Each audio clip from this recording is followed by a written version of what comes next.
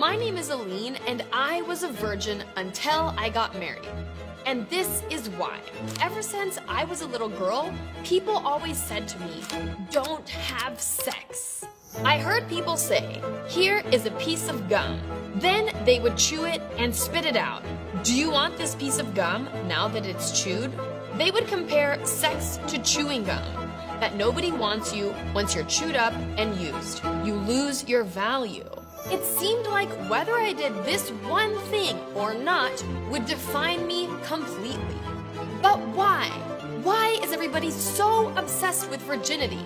And why isn't it a big problem for men as well? In many societies, the more people you have sex with, the less valued you are. That is, if you're a woman. But if you're a man and have sex, people say, "Oh, come on. Boys will be boys. It's not a big deal." In fact, in many cultures around the world, if you're not a virgin, you can't get married. And sometimes your life might even be in danger. Here's why. A long time ago, there were no condoms, no birth control pills. So if you had sex, you were very likely to get pregnant. And men wanted to make sure that the baby was really their baby, to carry on their bloodline. So they would marry a virgin. Women were seen as property, like an animal or like land. And that's how virginity became a way of controlling women that is still used to this day.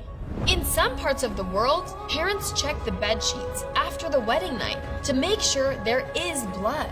Doctors would do virginity tests before marriage, all to make sure that the bride was actually a virgin, because otherwise the families would call off the wedding. Some family members wait whole night out of the room, and the next day they proudly show the blood to everyone that the bride was virgin. So I grew up in a very conservative religion. I saved myself for marriage, and then guess what? When I got married, I had so much shame around sexuality that I couldn't even have sex. Because of these thoughts putting so much shame and this pressure around sexuality and being a woman. It's getting so crazy that in some cultures, women who have had sex feel forced to get plastic surgery on their private parts to make them look as virgin-like as possible. And the discrimination doesn't end there.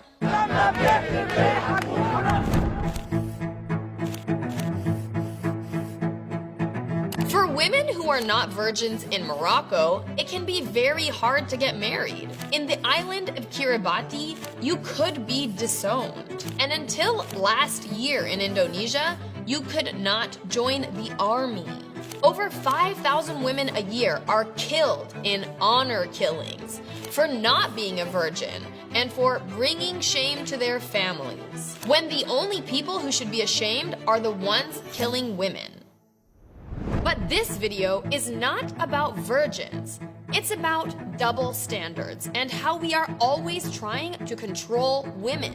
We tell girls to save themselves for marriage, but we encourage guys to do the exact opposite. I want to say here and now that a woman's virginity is not important.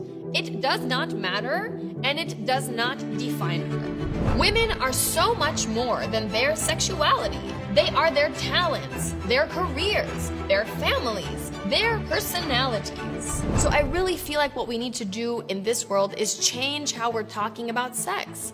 I totally think it's okay to not have sex if you don't want to, but what I think is not okay is when other people are forcing these decisions on you, are forcing the shame on you, when it's happening only to women and not to men. That's where the problems really lie. But some countries are taking steps in the right direction, like in France, India, or Pakistan, where the governments are taking steps to ban virginity tests and are even considering jail time for doctors who do these tests on women. It will take a lot more than a few laws to change how society views women, but we have to start somewhere. My hope is that someday soon, a woman is defined not by her virginity, but by who she is. And that starts with me, and that starts with you.